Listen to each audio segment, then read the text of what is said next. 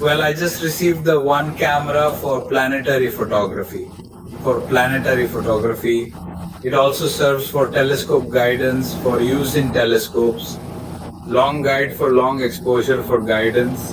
The camera model is a ZWO or ASI120MC, yes, MCS.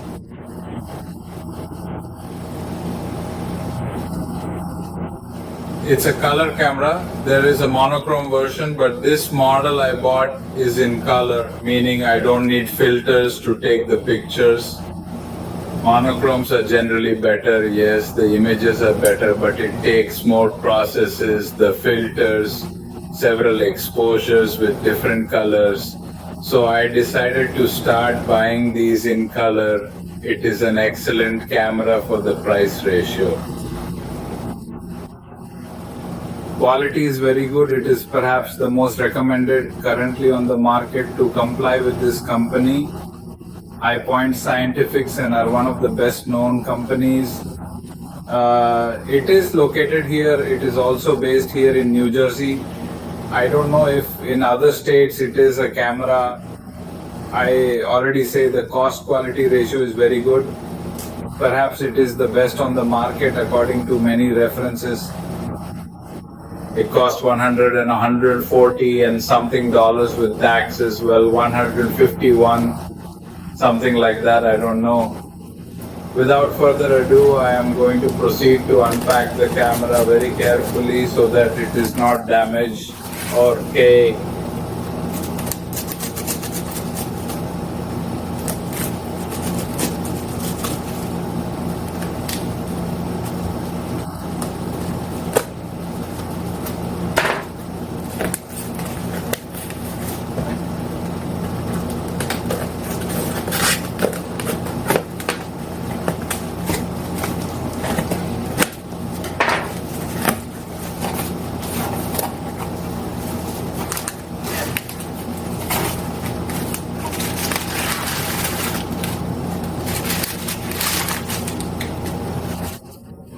It is a relatively large camera without the dimensions. There is a mini model that instead of being ZWO ASI120, but that instead of MC is MM. But hey, I prefer this one. I think it is a little better, although it is a little heavier, although there is nothing. Andrea, here's the camera.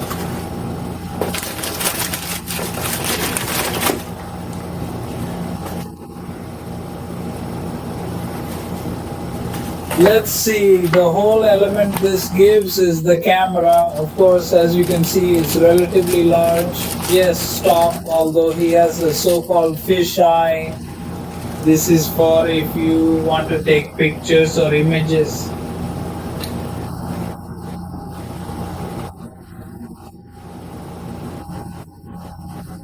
I think they are not 100 DDD, they're 160, something like that, I'm not sure now. Then I put it in the video when I edited the disaster degrees. If it doesn't cover 180 of the horizon, I think this is for if you want, I say for example, star shower, if you want to cover practically the entire sky in images. If not, then it can be extracted, aha.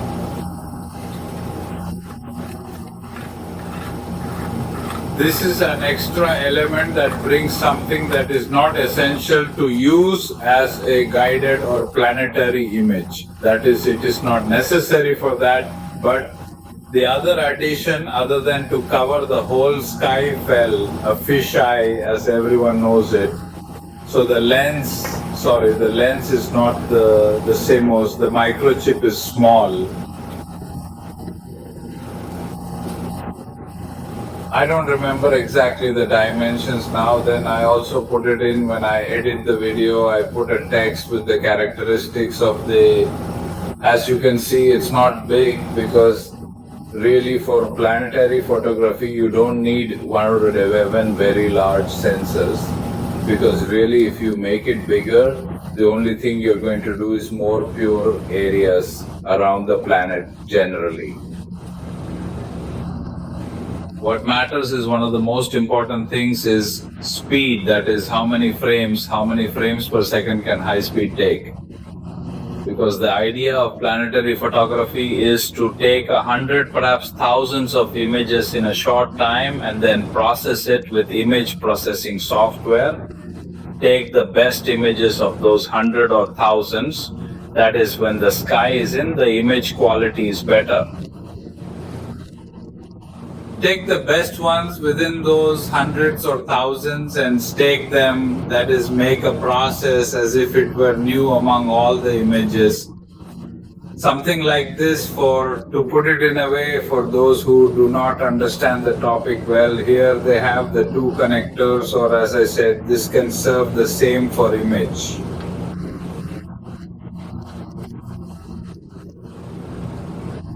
The ideal is for planetary photography and for telescope guidance, but also as another option, it can be used for deep sky for single exposure, although it is not ideal for that. Yes, as nebula and galaxy and so on, it is not the ideal camera for that. I'm not going to use it for that, but I'm also interested in deep sky. In the single exposure, this camera can be used, but the fundamental use is for telescope guidance. That is, put a guide telescope on it to see the main one when you do the exposure, because you use this to center a star in the field of view where it is taking the photo so that the telescope or mount. That is to say, this is in case you have a telescope that self-guides a slightly advanced mount connected. And this serves as a guide camera and is good for photography or planetary. We have the connectors. Hey, this for USB port would be here, and well, here in the USB-B port to the computer, which is 3 USB 3.0. That is, it is more advanced.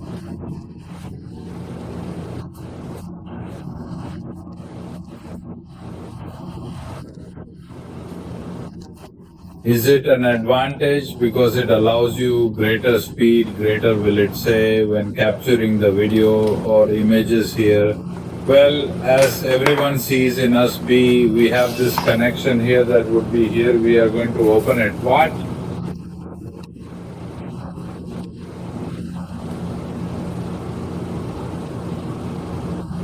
This other connection that serves for self-guidance of the telescope when we want to use it as self-guidance for long exposures with a guide telescope. This is simply a protector, and this piece that is important because this is the K-guide adapter. So in the counterocular, would you put this?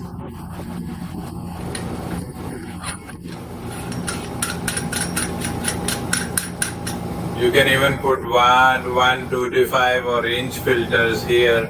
Yes, because this is for 1.25 in. I also have for 2 in, which are the two most common puller points are 1.25 in or 2 in. This is excessively for 1.25. Here, as you can see, you have a thread. You can put filters on it, for example.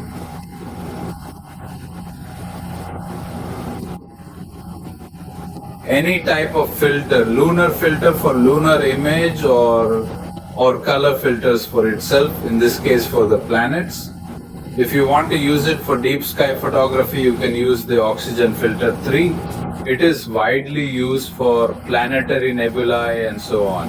I don't think for alpha hydrogen, because no, I'm not sure. If this camera thinks not, it doesn't have to. That is for infrared. Therefore, alpha hydrogen is not very useful to use it. But hey, the filters can be put here. As you can see, they have rocks, and everything they bring here also has rocks here. So if you want to put a fan, a poodle to cool it.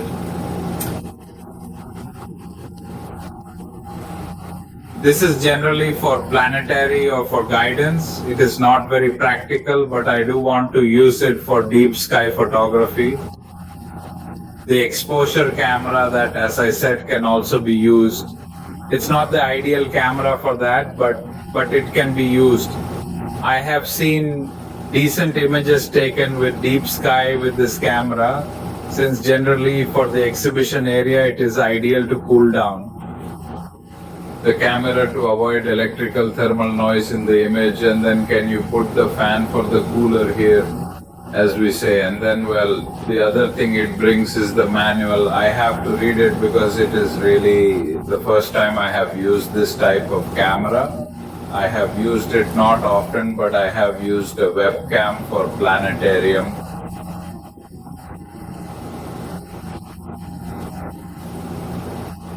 In essence, it must be quite similar, but it's not exactly the same. So I don't see. I thought that maybe I brought some small CD DVD with some software to use it, but I suppose it is that there is free online software in the credits. I also go to it not in the credits but in the video, because I would put it in a text suggesting some software to use it. Because I see that he doesn't bring any, so I sense that the explanation is coming. Some kind of software comes. I'm not going to explain it now, but it seems that it can be downloaded free online. That's not a big problem, because in essence they are all the components. The camera itself is 1.2 megapixels. As you can see, it's not very big because it's not. For the planetary, it is not important the dimension of the. I put the other characteristics on video. The camera is an adapter for 1.25 in fisheye eyepieces. So if you want to take images of almost the entire sky, this cable for self-guidance and the USB, that is.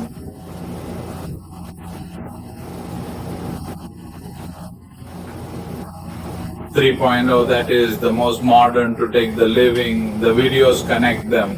Of course, these cameras are connected to the computer, to the PC or the laptop, because they do not work. That is independent, that it is connected to the computer. Well, I will put all this in more detail in the video when I edit it with details, the cameras, the characteristics. I hope you enjoyed the video. If you liked it, give a like. My channel, and that's it.